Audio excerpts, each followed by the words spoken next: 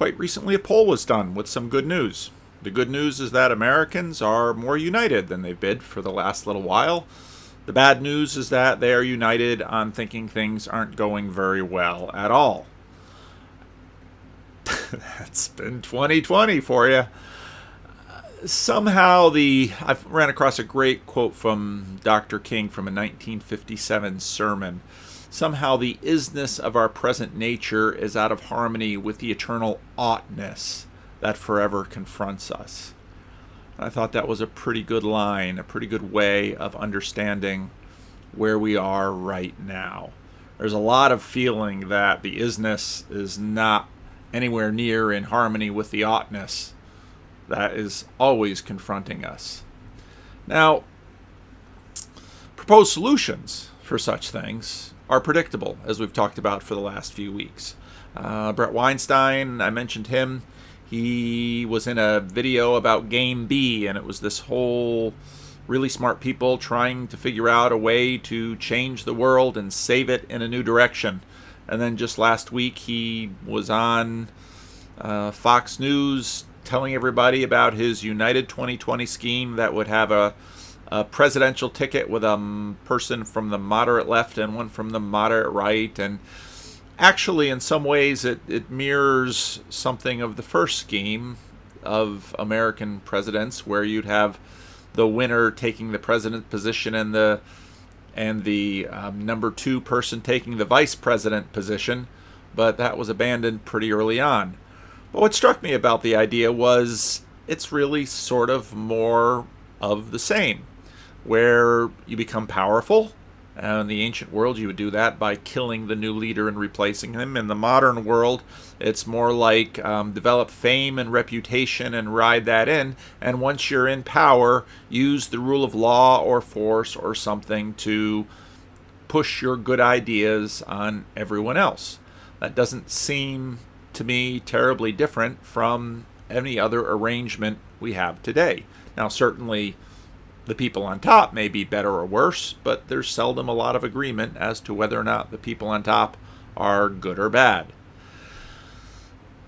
When I look at these aspiring world changers, I notice that the projects almost always break down for predictable reasons. I mentioned this a couple of weeks ago, and in this Game B video, the project broke down because the people even within the project, all of these very smart people, and I'm sure they're very smart, and I'm sure they're very well-meaning, and they want to save the world, and they want the best for the world, but the basic disagreement of, do you start with individuals first, or do you fix institutions first? They divided on that, and on a few other aspects, and the whole project broke down. And as I mentioned a couple weeks ago, I would recommend looking at Jesus. Jesus is the most successful world changer that the world has ever known. And he didn't do it with an army, and he didn't do it with a government, and he didn't even write a book. He poured 3 years, only 3 years, that's less than a presidential term, into 12 disciples plus a group of followers anywhere from 75 to 120. And in fact, when he was killed, he was sufficiently unpopular to be hated enough by both sides of a vicious culture war, so that the only thing that these political rivals could agree on was that the world was better without Jesus. Now, this, of course, is a very old story, and it's been around a long time, but it continues to gain fresh admiration. Tom Holland, whose book cover I use for a lot of my sermons, in case you haven't noticed, began to be amazed by this as a historian of the ancient world, that someone who died the death of a slave was cast as the maker and master of the world. And he said, imagine you've got to write a story in which for the first time somebody who suffered the excruciating death of a slave is going to be cast as being in some way part of the Creator God who fashioned everything, and he's got to be convincing, not just for the people now, not just for the 2012 or 2016 or 2020 election cycle, but for 2,000 years and span the whole world, all the different cultures, horizontally and vertically. And you've got to make him compelling. It's a really astonishing thing to have pulled off as a literary feat, and that 4 people did it is amazing. And again, the fact that 4 people did it within a span of a decade or two emphasizes the fact that, well, you don't find 4 Shakespeares all in one place. But here, 4 relatively nobodies did it about one individual. And you might say, well, what okay, but I'm a nobody. I'm never going to run for president. I'm never going to be wealthy. I'm never going to be famous. I'm never going to be popular. Okay, Pastor, speak for yourself. Okay, I'm never going to be famous or popular or wealthy. I mean, I've got a birthday coming up in July. I'm not getting any younger. And so, it could be that I've peaked at this point. So where do you begin? Well, the disciples had to begin someplace. But then again, we face the fact that our isness remains out of harmony with the oughtness that confronts us. And for the most part, you get 2 or 3 people together and we can't even agree on what that means. We don't have political status. We don't have political power. We don't have fame. We don't have popularity. We don't have military strength. We don't have wealth. Well, why not begin at home? Why not begin with yourself? We've been looking at the Sermon on the Mount, and Jesus' sermon is remarkably scalable. On one hand, the greatest philosophers and theologians of the world have been reading it, and it continues to defy easy summation. Yet when you take a look at the kinds of things, kind of his greatest hits here, they're remarkably relatable, can be taken enormously personal, and yet are scalable to even families and nations sometimes. And so a few weeks ago when we started this, we took a look at the structure of the Sermon on the Mount and noted that for as difficult a time that we have in sort of framing this thing and reducing it to something we can sort of get our hands on and wield, at the center of it is the most simple thing of all. It's a simple prayer that millions of Christians have memorized and said over and over and over again. And as we've done in the last number of weeks, if you're confused or frustrated or worried, start here. But now Jesus doesn't leave us there. That prayer is nested in these 3 admonitions. Be careful not to practice your righteousness in front of others to be seen by them. If you do so, you will have no reward from your Father in heaven. And this we've heard repeated for the last 3 weeks. So when you give to the needy, do not announce it with trumpets as the hypocrites do in the synagogue, to be honored by others. Truly, I tell you, they have received their reward in full. But when you give to the needy, do not let your left hand know what your right hand is doing. And again, so memorable. You might not even be able to say where you got the idea from. Millions of people probably don't know it even comes from the Bible, but it's right there from Jesus. So do your giving in secret. And then this punchline, which will be repeated basically 3 times, then your Father who sees what is done in secret will reward you. And the same thing about prayer. When you pray, don't babble, don't repeat. It's not like putting coins in a slot machine. Your Father who sees what is done in secret will reward you. So, don't do it for others to see. Close the door of your room, do it quietly, pray to your Father who is unseen. Then your Father who sees what is done in secret will reward you. And now fasting. When you fast, do not look somber as the hypocrites do, for they disfigure their faces to show others they are fasting. Truly, I tell you, they have received their reward in full. But when you fast, put oil on your head and wash your face. In a sense, he's saying, make yourself up, just like you normally do for public appearance, so it will not be obvious to others that you are fasting, but only to your Father, who is unseen. Have you seen this again? Again and again. It's repeated, isn't it? And your Father, who sees what is done in secret, will reward you. I don't know how Jesus could make the point any more clearly about the moral show. 3 times, three identical language, 3 pillars of what public righteousness meant for the religious context of his day. Giving away your money, prayer, fasting. And, of course, did he live it? Well, look at how he died. There was even an Old Testament verse that made that point. He himself will be killed in the most humiliating way that was supposed to make a political and a moral point. And you can find in the book of Deuteronomy, which the Apostle Paul brings out on numerous occasions in his epistle, this thing. If someone is guilty of a capital offense, was Jesus guilty of that? Is put to death and their bodies exposed on a pole, often the translation is a tree, but everybody understood impaling in the ancient world, and Romans had a particular version of it. They didn't impale you on the pole, they kept you on the front of the cross so your dying could be slow and humiliating. They perfected the art of the public execution. Be sure to bury, you must not leave the body hanging on the pole overnight. Be sure to bury it that same day, because anyone who is hung on a pole is under God's curse. So everybody walking by Jesus being crucified would say, see, see, see. Despised by God, under God's curse. You must not desecrate the land the Lord your God is giving you as an inheritance. Jesus lived the opposite of the moral show.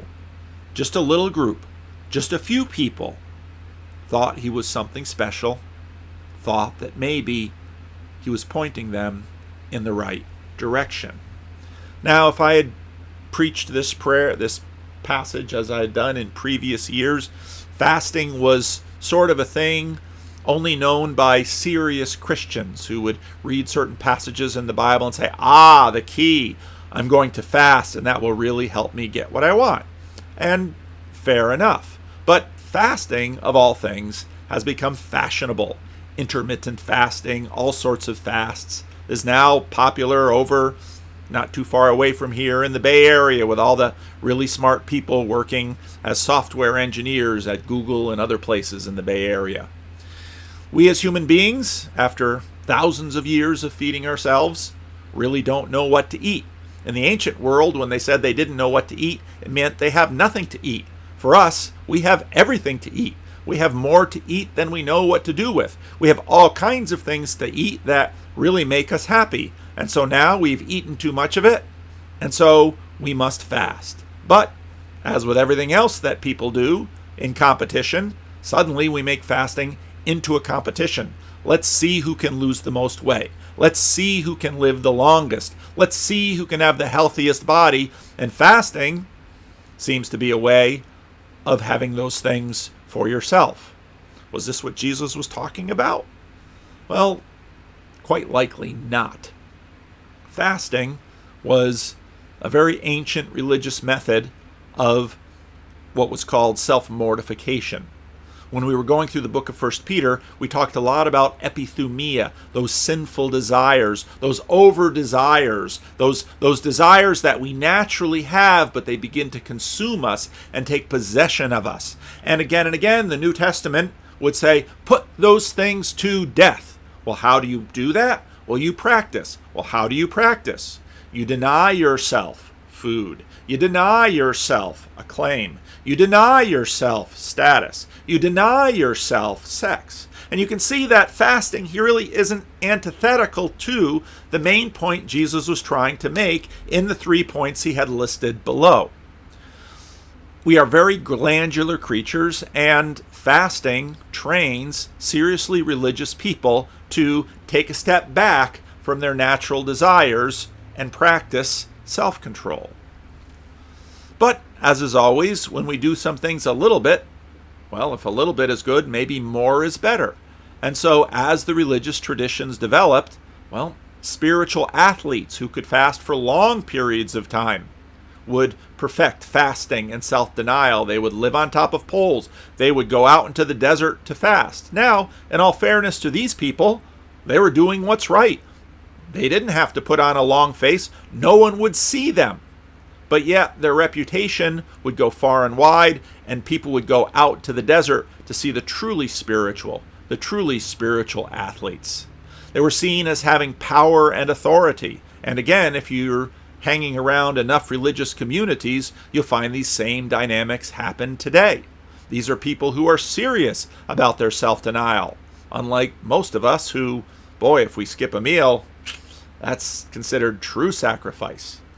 Now, in the period of the Protestant Reformation, much of this was abandoned because it was seen as corrupt, and monasteries in which many of these spiritual people gathered, while the individuals had vows of poverty, the monasteries would still take donations, and some monasteries became fabulously wealthy. And so there was this sort of circle that kept going around where people would found more and more orders that would really try this time to keep the attention of all of the sort of normal people who love the inspiration of the truly spiritual away from them.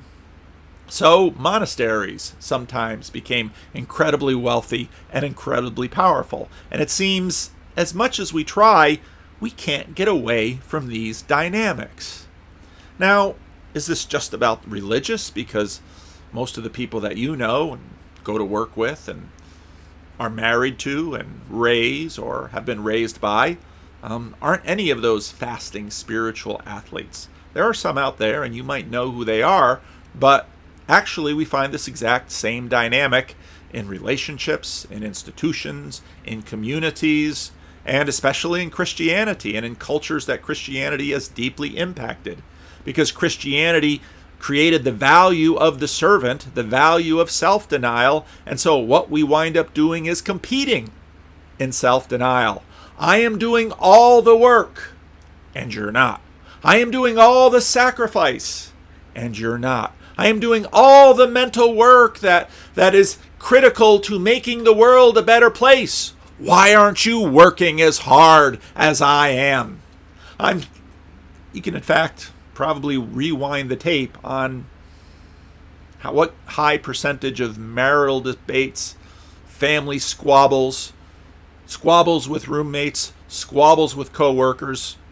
There's always the case that someone is doing all the work and a whole bunch of others are grifters and slackers not doing the work. And so those who do all the self-denial, who do all the work, who do all the giving, who do all the shouldering of the load that makes this world a better place, at some point get fed up and say, hey, I'm doing it all, you lazy slouch. And exactly the same dynamic that Jesus points to with respect to fasting gets visited there. So in a large degree of world maintaining, not even fixing, requires regular, unseen self-denial and sacrifice. Every parent does it. Every good spouse does it. Every good citizen does it. Every good member of almost any community does it. And again and again and again, it actually goes unseen. Is that a good thing or a bad thing? If you listen to Jesus, Jesus will say, your Father in heaven sees, and he will reward what you do in secret. But most of it will go unseen, and most of us will go to the grave if we are doing it or even think we're doing it, imagining ourselves the victim of a relationship or a circumstance or a bad set of luck. When people draw attention to themselves, however, for doing this thing, they almost always look petty. At the center of Christianity is a man who didn't lead a revolution, who didn't kill large numbers of people, who didn't write a best-selling book, who got no royalties for any of the things he said. In fact, when he was finally killed, he just had a few possessions, and only one item seemed worth enough to not necessarily tear into shreds and use for rags. At the center of the religion is the ultimate expression of self-denial. And when he was doing it, nobody understood what he was doing. Only after he was gone did it begin to dawn on people. The Apostle Paul in Romans 5 writes this: "You see, at the right time, when we were still powerless and clueless, Christ died for the ungodly." Very rarely will anyone die for a righteous person, though for a good person, someone might possibly dare to die. But God demonstrates his own love for us. While we were still sinners, Christ died for us. If you go back and you look at chapter 5, the passage I pointed to last week, that very much mirrors these: don't give your money away in public, don't pray in public, don't fast in public, don't do these things for people to see. Well, your heavenly Father sends rain, whether people thank him or not, gives the sun, whether people thank him or not, sends his own Son to die and be humiliated for sinners, and we didn't even notice. Well, where do you start? You start in the center. You start in the middle. You start knowing what has been done for you. Now, you might know it intellectually, but when we're feeling like the victim, when we're feeling like we've been taken advantage of, when we're feeling like we're making the great sacrifice and nobody sees us, well, then we tend to slip. And so that's why he gives us this meal, and he feeds us with himself. This is real spiritual drink and real spiritual food to strengthen you and to make you like him. So this is his body for you, and this is his blood for you. Go and do likewise for each other.